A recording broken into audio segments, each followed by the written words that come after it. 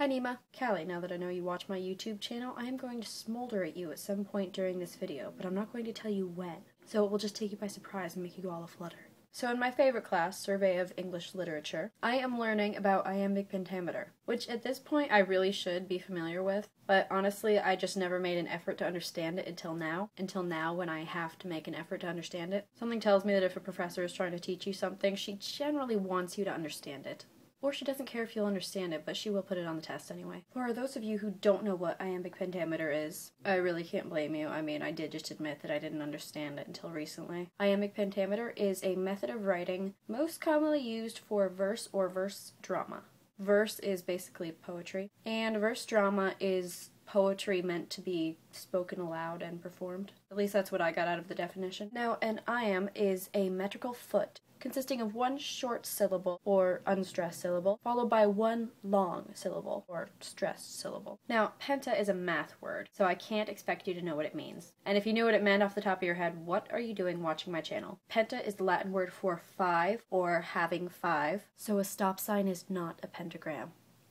So in iambic pentameter, there are 5 iambs per meter. That's 5 stressed syllables and 5 unstressed syllables. When it's written out, iambic pentameter is shown through little U thingies and little slashy thingies on the tops of words. If there's a technical name for these little thingies, somebody let me know in the comments.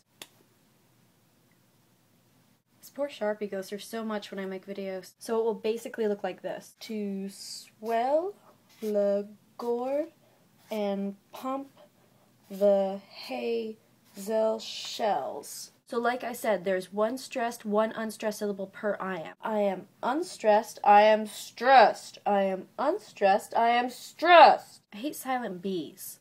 Now in iambic pentameter, the stressed and unstressed syllables don't always have to follow one after the other. When the pattern is changed, this is what's known as rhythmic variation.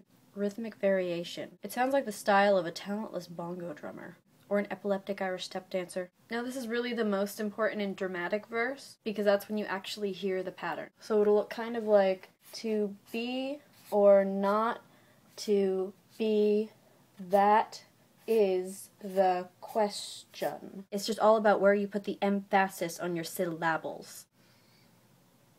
So I don't know if you've guessed this by watching the videos I make in my bedroom to post on the internet, but growing up, I was always kind of a bookworm, more into books and literature than people. And in high school, I was definitely a Shakespeare nerd. Yeah, Shakespeare and I were like this. He was like my boyfriend. Shakespeare was there for me when no other guy on the planet would ask me to the prom.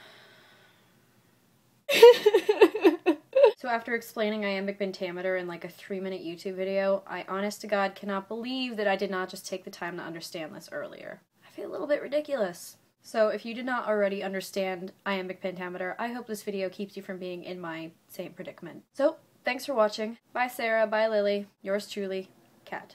Hey Callie, I bet you thought I forgot.